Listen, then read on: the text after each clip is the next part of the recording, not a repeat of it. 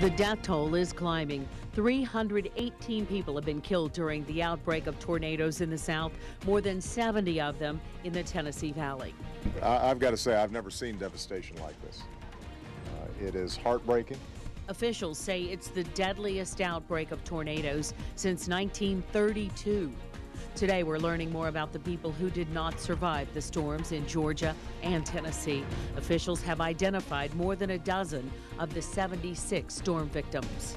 While many people are mourning the loss of loved ones, stories of survival are starting to emerge. We got around through here, her feet come off the ground, and I just slung her toward the porch and went over and landed on top of her. You'll hear from a man who jumped on top of his daughter to protect her from the storm. Live at 5 starts now. This is a special edition of Channel 3 Eyewitness News, coming together after the storm. Over the past few days, we've seen the devastation caused by Wednesday's storms. Parts of Hamilton and Bradley counties and in Tennessee, and Dade and Catoosa counties in Georgia. Now, the Channel 3 team is showing the extensive damage in smaller communities like Bledsoe and Ray counties. Good afternoon. And thank you for joining us. I'm Cindy Sexton. David Carroll joins us from outside. David, there was word from Catoosa County Sheriff Phil Summers today that some residents would be allowed back to their homes. Has that happened? Yeah, a few, Cindy. This afternoon in Catoosa County, some announcements were made that we're going to be spotlighting this afternoon. You know, for the past 48 hours, many residents of Catoosa County and the Ringgold area have not been allowed in their homes or businesses for safety purposes. Well, they're gradually easing up on that, as you see these pictures of the destruction in Ringgold. So some homeowners and businesses have been allowed to go back into their homes as long as they provide some proof of ownership or proof of residence for their homes. Now, some up-to-the-minute changes from this afternoon. Some of the more common questions people have asked us: if the death toll in Ringgold has risen. It was 8, and Sheriff Phil Summers says today that he doesn't think it's going to rise. He thinks everybody's accounted for. Now, as far as the school situation goes, students at Ringgold Middle and Ringgold High, those two schools which were just devastated Wednesday night, there will not be any school in Catoosa County all next week, and when students return, hopefully, and this is not definite, but at the earliest on Monday, May 9th, when they do return to school, the Ringgold Middle students will go to Heritage Middle, Ringgold High students will go to Heritage High School, and as far as times, as close as they've been able to determine so far, the Heritage students will attend their school in the mornings, and then the Ringgold students will go to Heritage in the afternoons. They haven't worked out the exact times, but they will be announcing that sometime on Monday. As far as sporting events goes, graduation, things of that nature, they're still working out those details. Administrators will be meeting over the weekend. They want to make sure that Ringgold seniors graduate on time. They're just not sure where that will take place yet.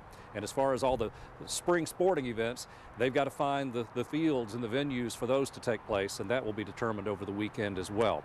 And transportation will be provided for those Ringgold students attending Heritage when that begins Monday, May 9th at the earliest. Coming up at 6, you'll hear from Sheriff Summers and School Superintendent Dina Reese on how they're making these plans to rebuild after Wednesday's storms in Catoosa County. Cindy? Thank you, David. Catoosa County leaders are holding another briefing this afternoon. Channel 3 Eyewitness News anchor Amy Morrow is there, and we'll have information from her as soon as it's available. The worst tornado in our area first touched down in Catoosa County. 8 people were killed in Ringgold Wednesday evening, 30 severely injured. Next, the tornado moved into the Appleton area of Hamilton County, and 8 people were killed there as well, and 28 seriously injured. The storm didn't let up. The same EF4 tornado touched down in Bradley County, where 9 people were killed. Officials didn't give a specific number in Bradley County of injured, saying many people were severely injured. The tornado continued its path of destruction into Polk County. Now, at this time, there are no reports of deaths there in Polk County, but the damage is still widespread. We have live coverage from all 3 areas today. You heard from David Carroll just a few minutes ago. Now, at Channel 3 Eyewitness News reporter Antoine Harris is live in Bradley County. He'll have details on the situation there. First, though, let's hear from Paul Shaheen in Appleton, where the recovery efforts are underway. Paul?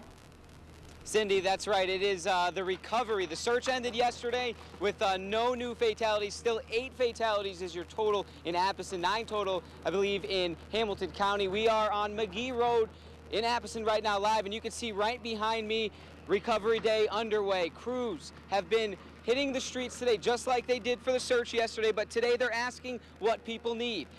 You're taking a look here. This is friends and family at a house on McGee Road. That's all that's left. Come back over here, Kevin, my photojournalist. This was a large house, a very beautiful home. It had no basement. I spoke with the owner, Bob Colby, earlier today. I had chills just talking to him when he told me his story. And he said, he spoke with Paul Barris today. He said, I need to thank Paul Barris and everybody. And in true Paul Barris fashion, Paul said, no, we need to thank you because you had a plan, and that's why a family of 4 lived through this mess today right behind me. There's a bulldozer just taking apart what is left. Now, if we pan over to the right, over here, there's another house. Step outside of the view of these cars. This is friends and family just helping out today. That right there in the distance, that was a brick house. The brick house is completely gone. That shows the power of this tornado. They said it's like nothing they've ever seen or heard before. There's a man working here who's been overseas on missions to help earthquake cleanups, and he said what happened in Appleton and Ringgold and all around the surrounding Catoosa County areas is nothing like he's ever seen before. We were on Clance Road, where we know there were 2 fatalities confirmed earlier today, and we spoke to some of those people, and they just said they're thankful to be alive. They were stuck in the basement. Nothing is left in their house. I believe we have sound and video from that.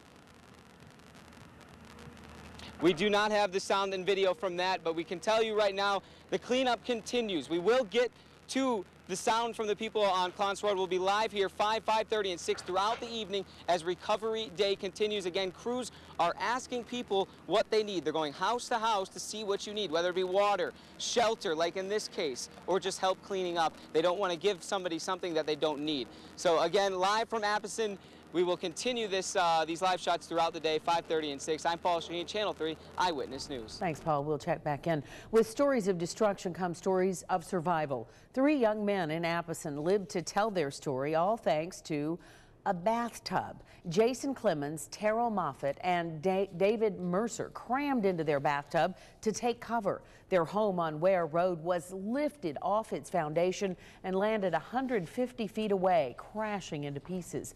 The bathtub was picked up and slung across the yard with the 3 men still in it. They say it's hard to understand why they survived and their neighbors did not. It's absolutely amazing. I mean, there should have been 11 fatalities, not 8. The home was a complete loss. Mercer suffered a minor concussion, but otherwise, the 3 men were not harmed. You'll hear more of their remarkable story tonight on Live at 5:30. Now, that EF4 tornado caused destruction in Bradley County, and Channel 3 Eyewitness News reporter Fatima Ramatullah will show us some of the damage she found. First, Antoine Harris brings us up to date on the situation in Bradley. Antoine? Yeah, David, we wanted to take you inside one of these damaged homes. We're standing here in the living room of one home that was completely destroyed. The tornado also ripped the roof off of this home as well. And we're going to walk around the corner here to one of the dining rooms. And as you can just see here from this video, it's completely turned upside down. Windows were also blown out. And if you think that looks bad, that's not as bad as what happened next door. You know, a picture can't even do, can't even justify what you see when you come out here. Just look at the devastation of this home in the English Oaks neighborhood of Bradley County.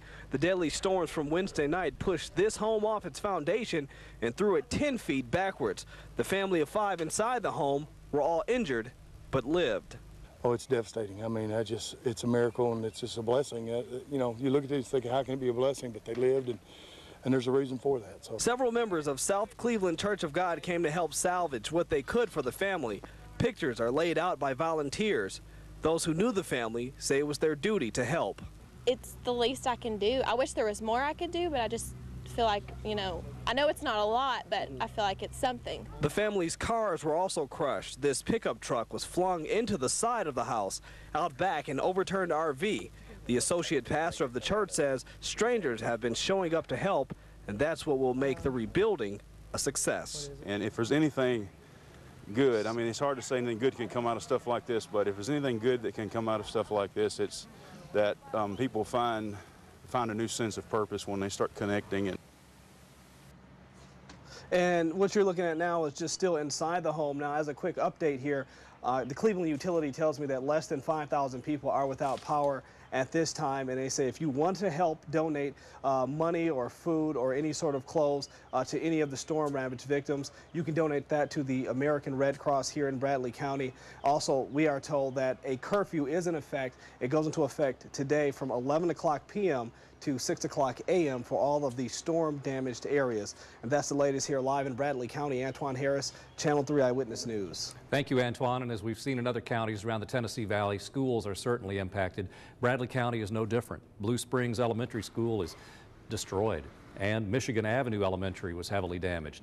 Bradley County schools will be closed at least through next Friday. Channel 3 Eyewitness News reporter Fatima Rahmatullah also spent the day in Bradley County, and Fatima, teachers are taking care of students even while the schools are closed, I heard.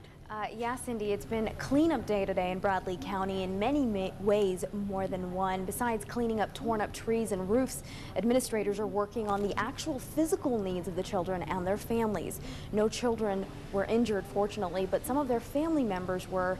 Blue Springs Elementary School Principal Angela Lawson, along with teachers, are driving around the bus routes today to assess and give any aid.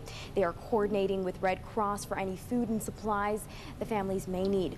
Parts of the roof at Blue Springs Elementary is shredded under the wake of the storm, but Lawson says the structure of the building is a secondary priority. We're in distress. This is a very trying time for families in our community. Homes have been leveled and family members have been killed, so that's our first and second priority. The principal has contacted the school psychologist and is making sure the emotional needs of the children will be met in the next coming days. The damage has kept nearly 250 students out of a school for at least another week. Reporting live in the newsroom, Fatima Rahmatullah, Channel 3 Eyewitness News. Thank you, Fatima. We know thousands of people are still without power, and we keep an updated list at WRCBTV.com. And there's much more. We'll take you into Ray and Bledsoe counties to other areas hit hard by the storm. You'll hear from a father who risked his own life to save his daughter.